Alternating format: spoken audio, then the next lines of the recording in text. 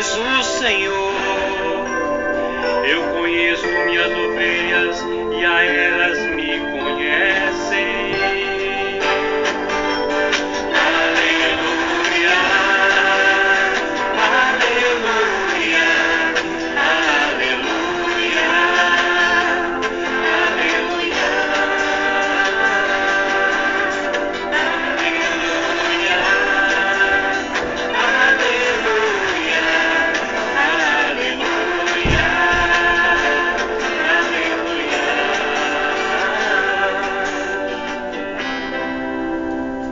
O Senhor esteja convosco. Proclamação do Evangelho de Jesus Cristo, segundo João. Naquele tempo, disse Jesus: em verdade vos digo, quem não entra no redil das ovelhas pela porta, mas sobe por outro lugar, é ladrão e assaltante. Quem entra pela porta é o pastor das ovelhas. A esse o porteiro abre e as ovelhas escutam a sua voz. Ele chama as ovelhas pelo nome e as conduz para fora. E depois de fazer sair todas as que são suas, caminha à sua frente e as ovelhas o seguem, porque conhecem a sua voz. Mas não seguem o estranho, antes fogem dele, porque não conhecem a voz dos estranhos. Jesus contou-lhes esta parábola, mas eles não entenderam o que ela queria dizer. Então Jesus continuou: em verdade vos digo, eu sou a porta das ovelhas. Todos aqueles que vieram antes de mim são ladrões e assaltantes, mas as ovelhas não os escutaram. Eu sou a porta. Quem entrar por mim será salvo. Entrará e sairá, e encontrará pastagem. O ladrão só vem para roubar, matar e destruir. Eu vim para que tenham vida e a tenham em abundância. Palavra da salvação. Por Evangelica Dicta, durante o nosso delicta. Em nome do Pai, do Filho e do Espírito Santo.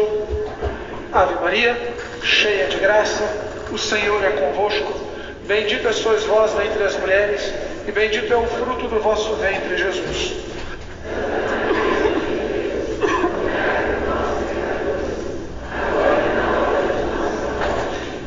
Salve Maria, Sacratíssimo Coração de Jesus, Imaculado Coração de Maria, São José, todos os santos de Deus, em nome do Pai, do Filho e do Espírito Santo. Amém.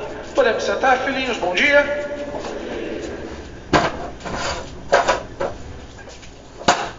Filhinhos, o quarto domingo da Páscoa é conhecido como o Domingo do Bom Pastor. E haveria tantas coisas bonitas e positivas que nós poderíamos tratar neste domingo. Por exemplo, eu adoraria falar hoje sobre os valores transcendentais, a beleza, a bondade, a verdade e a unidade, que em Deus são absolutos. E nós, como somos criaturas de Deus, nós participamos da bondade de Deus, da beleza de Deus, da verdade de Deus, nos unimos a Deus. Ainda mais quando nós entramos pelo batismo do corpo místico de Cristo, somos ainda mais fortemente participantes da verdade, da beleza, da bondade e da unidade. Nós poderíamos falar hoje algo que está dito com muita clareza no Evangelho, que é a necessidade da igreja para a salvação, o redil de Cristo, pelo qual nós entramos na porta que é o batismo. Nós poderemos falar também sobre o pastoreio universal de Jesus Cristo e como este pastoreio universal de Jesus Cristo se prolonga na história através dos legítimos pastores da igreja. Marcadamente, o vigário de Cristo aqui na terra, o Papa, os bispos em comunhão com o Papa. Especificamente, neste domingo, o Padre Sebastião, que é nosso vigário episcopal, foi pároco aqui da nossa paróquia, virá de noite celebrar a missa para a instituição de 30 novos ministros extraordinários da comunhão eucarística. E seria tão bonito falarmos da comunhão presbiteral. Seria tão bonito falarmos também da colaboração que existe entre os ministérios, entre o ministro ministro ordenado e os ministérios leigos na edificação do redil de nosso Senhor Jesus Cristo. Mas, infelizmente, nós não poderemos falar sobre isto este fim de semana, porque desgraçadamente, as circunstâncias nos obrigam a um enfático alerta e a um doloroso exame de consciência. Eu não sei se vocês estão cientes, mas precisamente neste fim de semana em que nós estamos adorando o bom pastor, se está promovendo, segundo os próprios organizadores, o maior culto satânico da história. Enquanto nós adoramos o bom pastor, há muitos que estão adorando o ladrão, o lobo. E quando nós falamos em centenas, talvez na casa do milhar, não é exagero.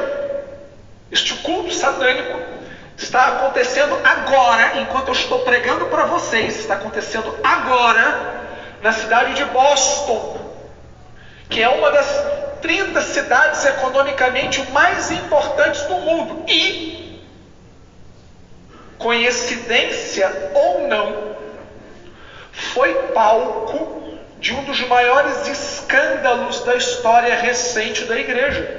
Vocês devem lembrar a quantidade absurda de padres pedófilos presos, as centenas de jovens abusados por sacerdotes católicos, justamente na diocese de Boston.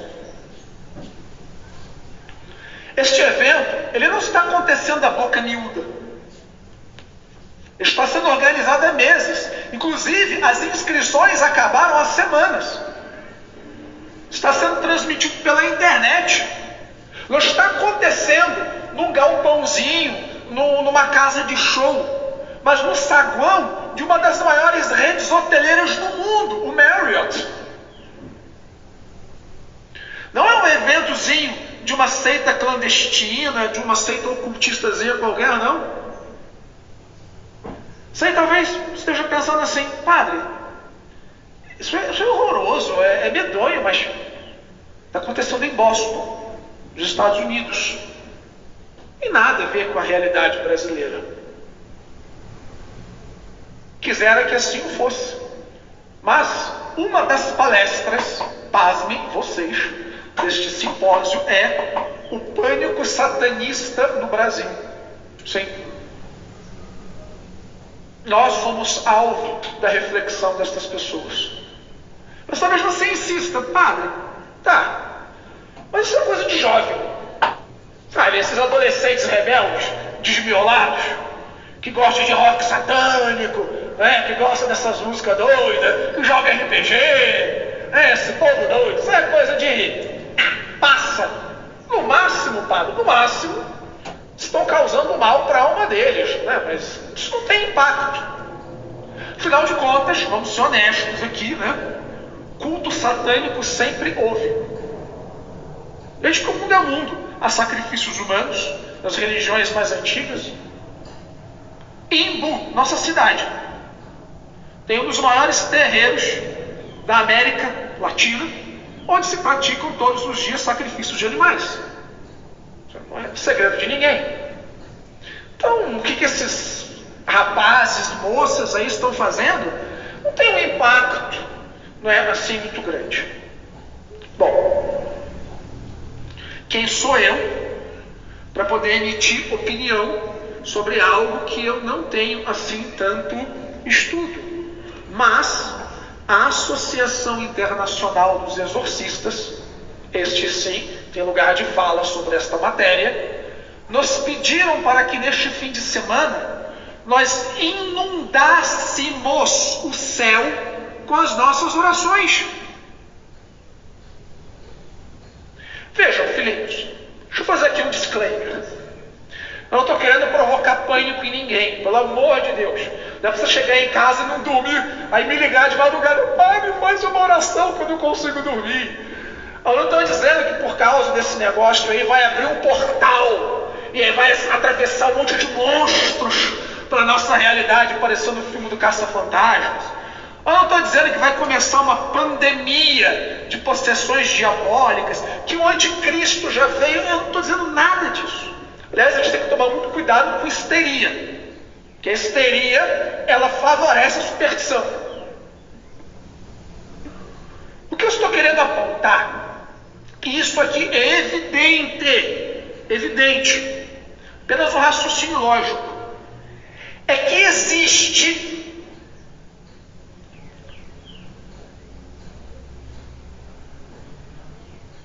uma relação muito clara entre o fim da sociedade cristã, uma sociedade que por 1000 anos nos ensinou que existe uma verdade, que nós podemos conhecer a verdade. Uma sociedade que por 1000 anos nos ensinou o valor da beleza nas artes, na filosofia, na ciência.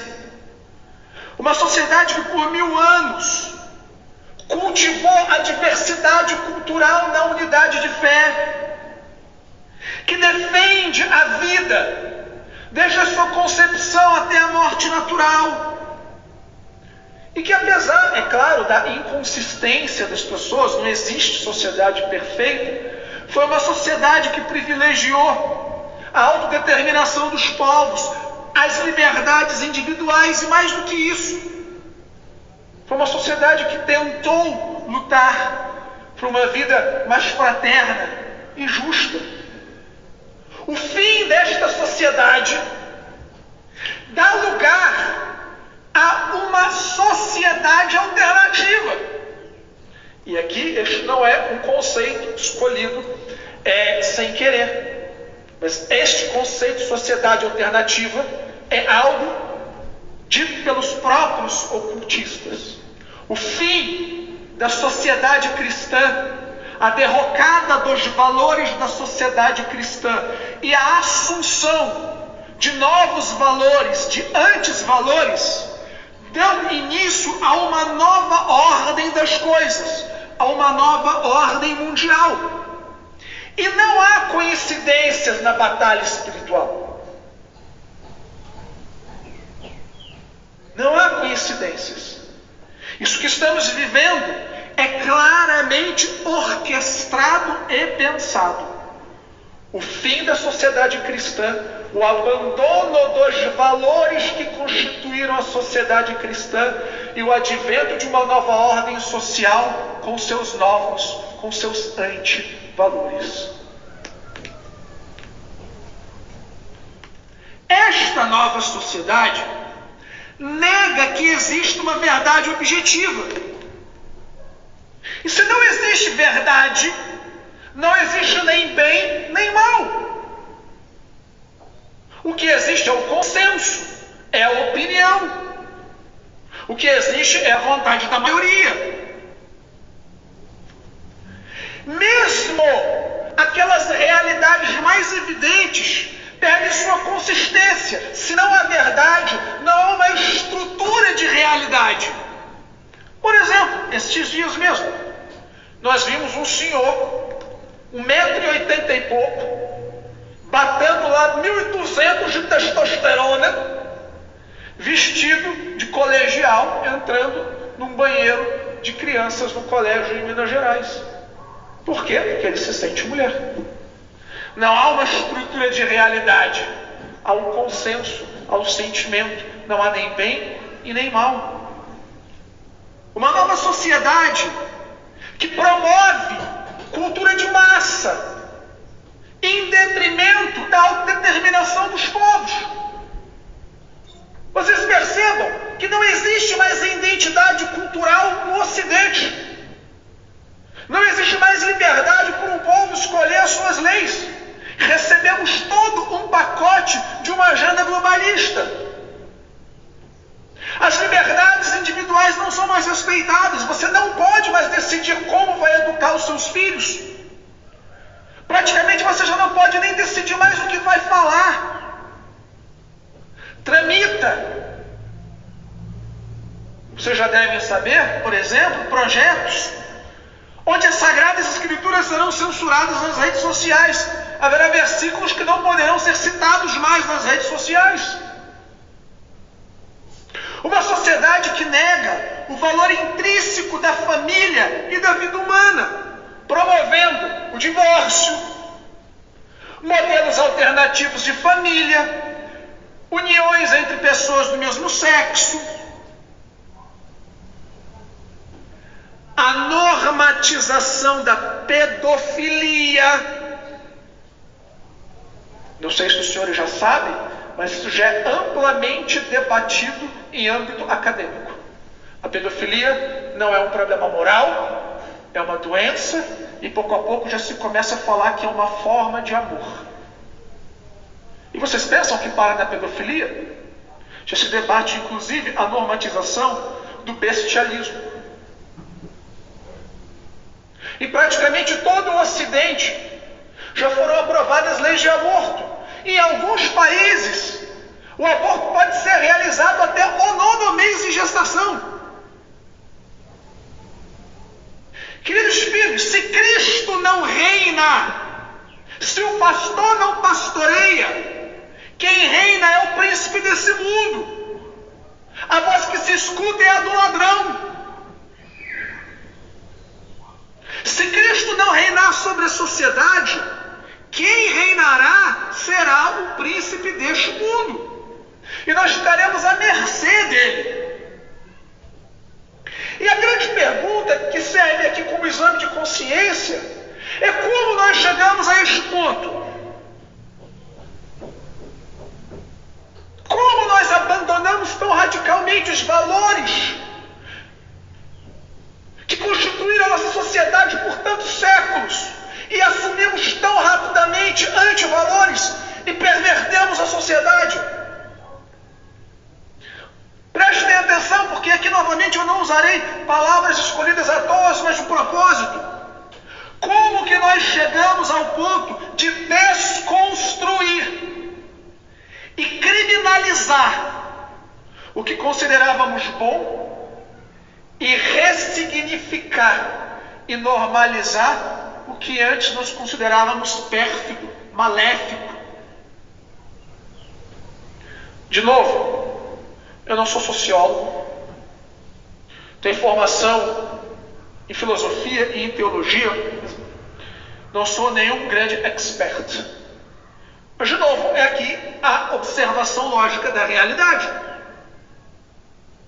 Se nós chegamos a este ponto, porque abandonamos os valores da sociedade cristã, e a sociedade cristã, portanto, desmorona, assumimos os antivalores de uma sociedade alternativa e se dá início a uma nova ordem mundial, será que por não ter abandonado estes valores e assumido outros, não tenho responsabilidade nessa transformação? Será que minhas impressões digitais não estão na cena do crime?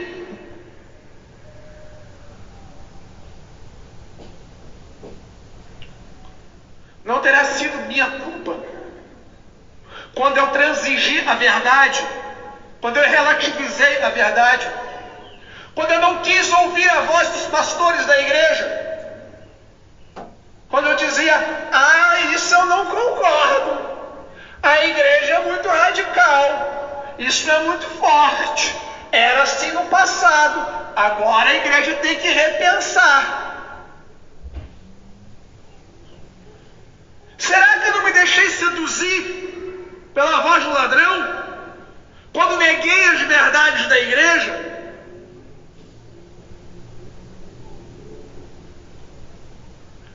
Quando rezei com os hereges, permitindo que música protestante entrasse na minha casa, quando permiti que música protestante entrasse no culto divino, quando assumi vocabulário protestante, quando fui a culto protestante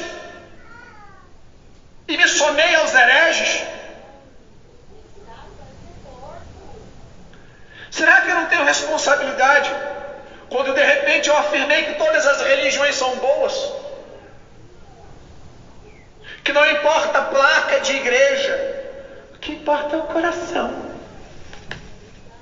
Até o ponto de chegarmos de um senhor com muita influência na sociedade brasileira, filósofo, doutor em história, afirmar num programa de grande audiência que o satanismo é uma religião como outra qualquer.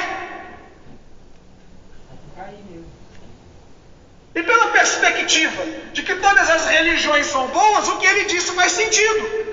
E se eu assenti que todas as religiões são boas, necessariamente eu concordei com ele que o satanismo é uma religião como outra qualquer, querendo ou não. Será que eu também não tenho culpa quando acreditei em superstições pagãs, como horóscopo,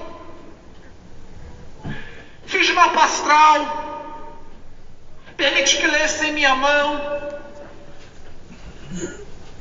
fiz brincadeiras de invocação de espírito, frequentei centro espírita, tomei passe, fui a terreiros de umbanda, de quimbanda, de seja lá o que for, fiz trabalho, patuá, bruxaria, magia, fiquei lendo livros de nova era, acreditei nessas bobajadas de nova era, de pedra, de energia, de lei da atração. Eu entendo que pensamento positivo é uma coisa importante, tá? Para aumentar a nossa estima. Mas acreditar que o meu pensamento molda a realidade necessariamente faz com que eu dispense a oração. Não é Deus que me dá a graça, sou eu com o meu pensamento que molda a realidade. Será que eu não contribuí com todas essas coisas quando aderi à filosofia e ao misticismo oriental?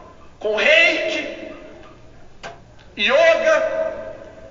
E aqui um disclaimer novamente, yoga como esporte não tem o menor problema. O problema é que muitas dessas práticas orientais elas estão vinculadas ao seu esoterismo. Por exemplo, a meditação transcendental, que é incompatível com a oração cristã. Ela parte do cientismo diametralmente oposto. A meditação transcendental eu me esvazio de tudo para entrar em contato, em comunhão com o cosmos. E na oração cristã eu não me esvazio de nada, eu me encho de Deus.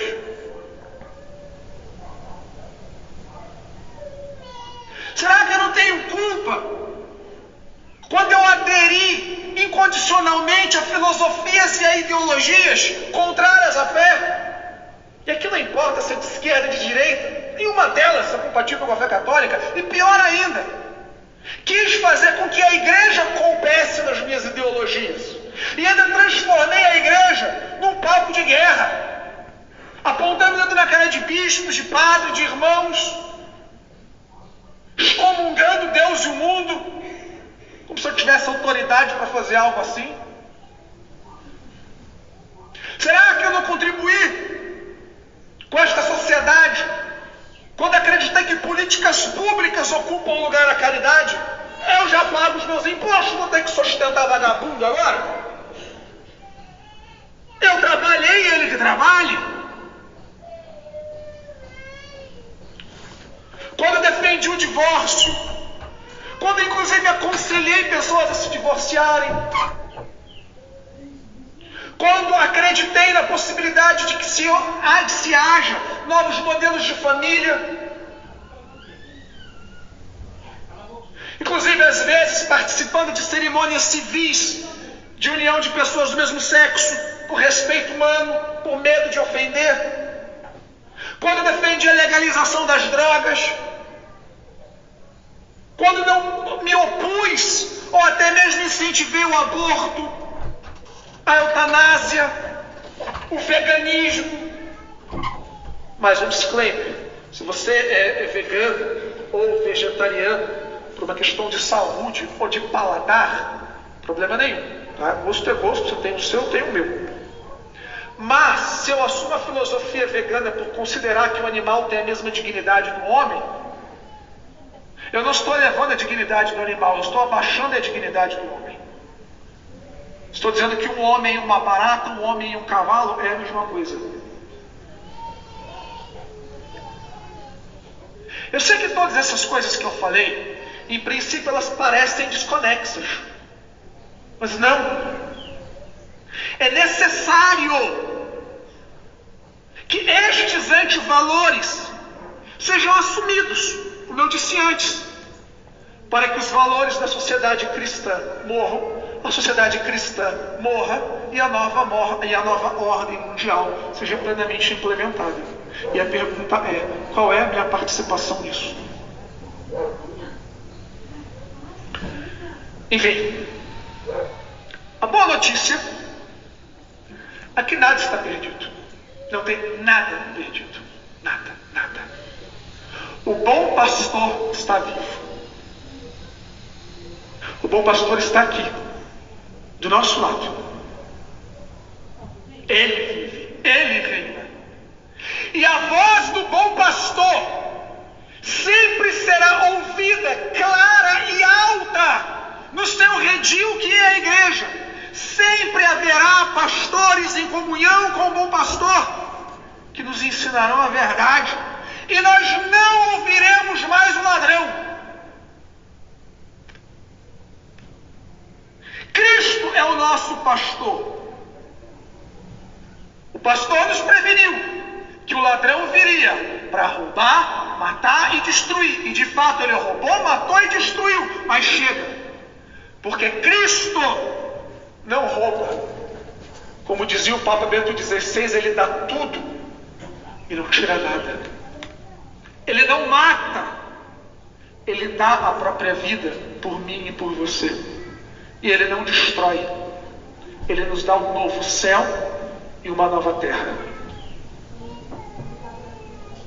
O lobo, o ladrão, não tem poder sobre mim. Não tem poder sobre você. Ele já está perdido. Ele já perdeu esta batalha. Cristo vive. O pastor pastoreia sobre nós. O ladrão não tem poder sobre mim e nem sobre você. Em nome do Pai, do Filho e do Espírito Santo. Amém. Pastor, diz o Senhor.